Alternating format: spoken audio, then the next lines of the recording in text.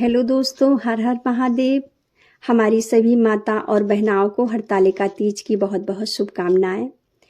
आप सभी लोग तो जानते हो कि आज हरतालिका तीज का व्रत है। हमारी सभी माताएं और बहनें इस व्रत को बहुत ही विधिपूर्वक करती हैं, बहुत ही श्रद्धापूर्वक रहती हैं और हरतालिका तीज व्रत की कथा सुनती हैं। सो मैं यहाँ पर आप लोगों को कथा सुनाती हूँ।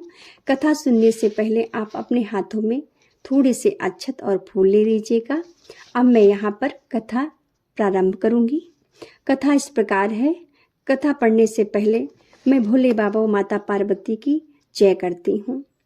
एक समय माता पार्वती और भगवान शिव जी कैलाश के शिखर पर विराजमान थे। जिज्ञासा के वशीभूत होकर माता पार्वती ने महेश्वर से प्रश्न किया कि हे देवादेव, आप इस विश्व के नियंता हो, समस्त धर्मों के अधिष्ठाता हो और समस्त गुप्त भेदों को जानने वाले हो।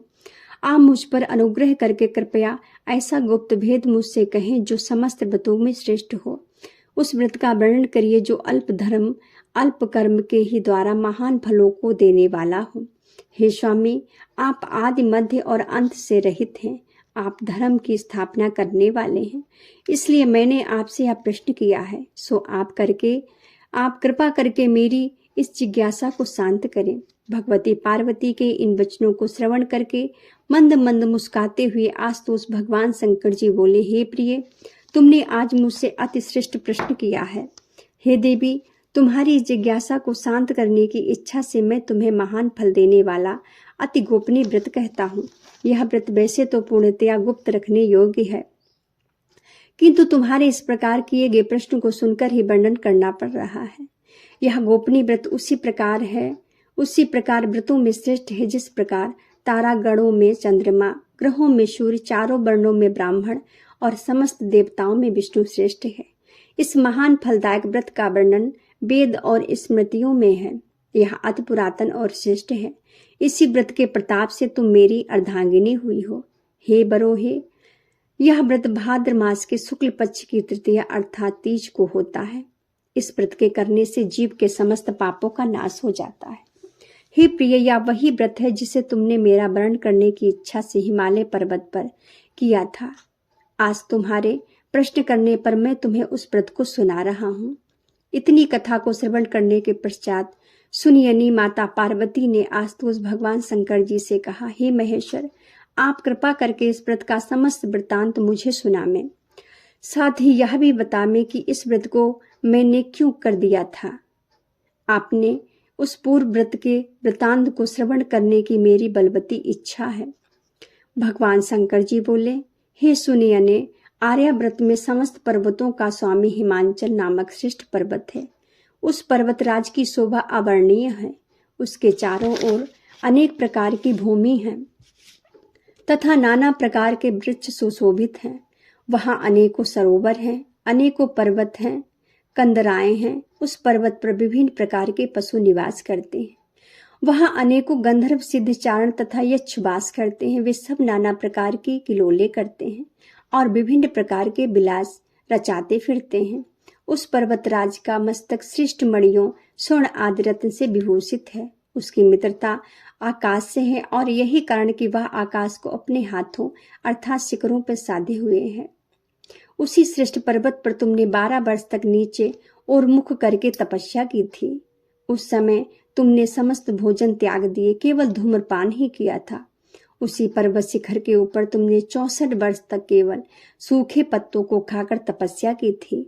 तुमने कठिन से कठिन तप किया था।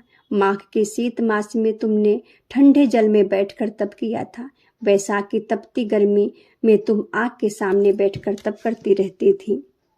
हे देवी, तुम्हारी इस कठिन तपस्या को देखकर तुम्हारे पिता पर्वतराज हिमालय को चिंता हुई।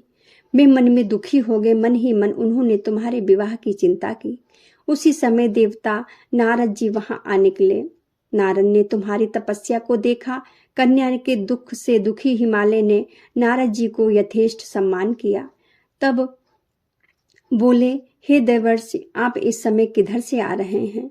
मैं अति भाग्यशाली हूँ जो आपने अपने पवित्र चरण कमलों से मेरे इस ग्रह को पवित्र कर दिया है।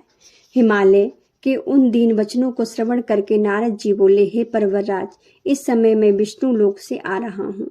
भगवान विष्णु को तुम्हारी पुत्री के इस महान तप का पता लग गया है। इसी कारण उन्होंने मुझे तुम्हारे पास यह संदेशा लेकर भेजा है कि तुम अपनी इस कन्या का श्रेष्ठ वर को ही देना। वैसे तो तुम स्वयं ही जानते हो कि अखिल विश्व में भगवान विष्णु के समान कोई नहीं है। ब्रह्मा और शिव भी उनके समान नहीं है। इसलिए मेरी सम्मति तो यही है कि आप पार्वती का विवाह विष्णु के साथ ही करें तो उत्तम रहेगा। हिमांचल ने कहा, हे मुने, यदि स्वयं भगवान विष्णु ही मेरी कन्या पार्वती को वरण करना चाहते हैं और इसी कारण उन्होंने आपको यहाँ भेजा है तो इससे उत्तम और क्या बात हो सकती है। मैं भगवान विष्णु को अपनी कन्या दूंगा। हिमांचल के इन वचनों को श्रवण करके नारद जी आकाश मार्ग द्वारा चले गए। वे तुरंत ही पीताम्बरीधारी शंख चक्र गदा पद्म से विभूषित कमल नयन भगवान श्री विष्णु के सम्मुख जाकर बोले, हे देव, आपके विवाह की चर्चा मैंने हिमबान से जाकर की थी और उन्होंने पार्वती का विवाह आपके साथ करना तय कर लिया है। नारद जी की इस बात को सुनकर भगवान विष्णु मुस्कुराकर चुप रहे। उधर हिमांचल ने अपनी पुत्री के पास जाकर कहा, हे पुत्री, तेरा विवाह समस्त देवताओं में श्रेष्ठ विष्णु से करना निश्चित किया है। अब तुम्हें प्रसन्न हो जाना चाहिए। पिता के इन वचनों को सुनकर पार्वती मूर्छित होकर पृथ्वी पर गिर पड़ी। जब उसे चेत आया तो वह अपनी प्रिय सखी के घर चली गई। सखी ने जब पार्वती को इस प्रकार दुख से कातर देखा तो वह बोली, हे पार्वती, तेरा मन दुख से व्यवस्थित क्यों हो रहा है? तुम मुझसे अपने हृदय की दशा का वर्णन कर, मैं अवश्य ही तेरा दुख दूर करने का उपाय करूंगी। सखी के इन शब्दों को श्रवण कर पार्वती ने कहा, हे सखी, मेरे पिता ने नारद जी से कहा कि वे मेरा विवाह विष्णु से करने को तैयार हैं, किंतु वास्तविक बात यह है कि मैं शंकर भगवान को अपना पति मान चुकी हूँ। यदि पिताजी विष्णु से मेरा विवाह करना चाहेंगे तो मैं अपने धर्म की रक्षा करने की इच्छा से इस शरीर को अवश्य ही त्याग दूंगी। पार्वती के इन वचनों को सुनकर सखी ने विचार किया और तब वह बोली, पार्वती, तू अपने हृदय में दुख मत कर। मैं तुझे ऐसी युक्ति बताऊंगी जिससे तेरा विवाह निश्चय ही शंकर जी से ही होगा।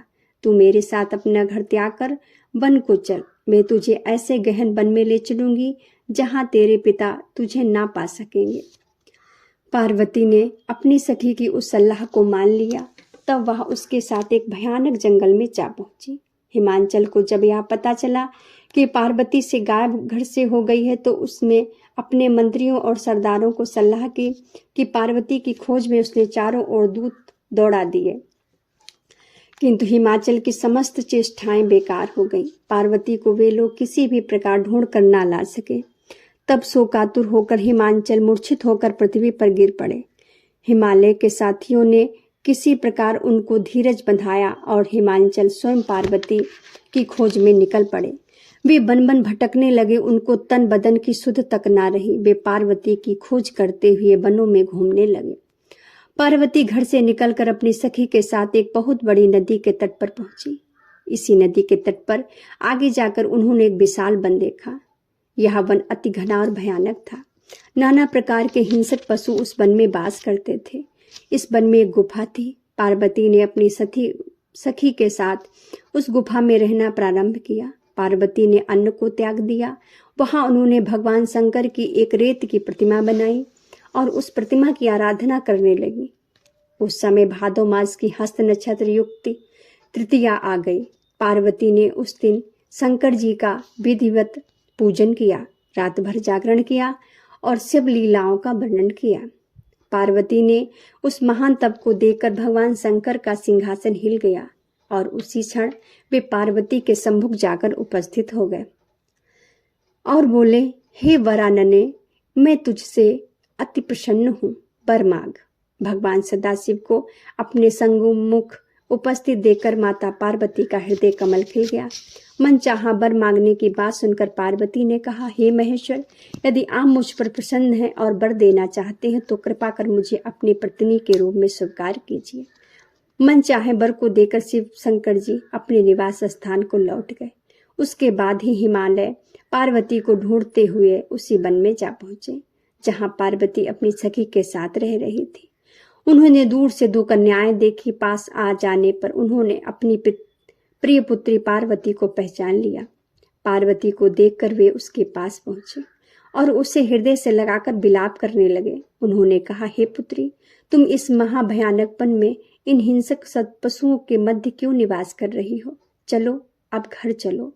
पिता के वचनों को सुनकर पार्वती ने कहा, हे पिता, आज जब आपने मुझसे घर से चले आने का कारण ही पूछा तो मैं आपको स्पष्ट बताए दे रही हूँ कि मैंने तन मन से भगवान शंकर को अपना पति मान रखा है, किंतु जब आपने मेरा विवाह विष्णु से करना तय कर लिया तो मैं इस अपने धर्म की रक्षा को इस वन में चली आई थी। पार्वती की बात सुनकर हिमाचल बोले कि हे पुत्री, यदि तुमने भगवान सदाशिव को अपना पति स्वीकार कर लिया है तो इसमें मुझे तनिक भी आपत्ति नहीं है। तुम लौटकर घर चलो, मैं तुम्हारी इच्छा के विरुद्ध कोई भी काम नहीं करूंगा। पार्वती पिता के साथ घर लौट आई और वह हिमवान में पार्वती का विवाह शिव जी के साथ कर दिया। सूत जी बोले, हे ऋषिवरों, इतनी कथा सुनाने के बाद भगवान सदाशिव ने माता पार्वती से कहा, हे बरौहे, उस व्रत के प्रताप से ही तुमने मुझे प्राप्त किया था। उस समय से अब तक मुझे किसी के आगे इस व्रत का प्रताप वर्णन करने को अवसर नहीं मिला था। आज वह गुप्त भेद मैंने तुम्हारे सामने वर्णन किया है। जगत जननी पार्वती के प्रश्न किया है, भगवान आप कृपा करके मुझे यह भी बताने का कष्ट करें कि इस व्रत का नाम हरतालिका व्रत किस प्रकार हुआ। शिव जी बोले, क्योंकि तुम्हारी सखी हरण करके ले गई थी, इस कारण हरत आलिका मिलकर इस व्रत का नाम हरतालिका पड़ गया। पार्वती जी ने प्रश्न किया, हे परमेश्वर, अब आप कृपा करके इस व्रत को करने की विधि बताएं। यह भी बताएं कि महान व्रत के करने से किस प्रकार के फलों की प्राप्ति होती है।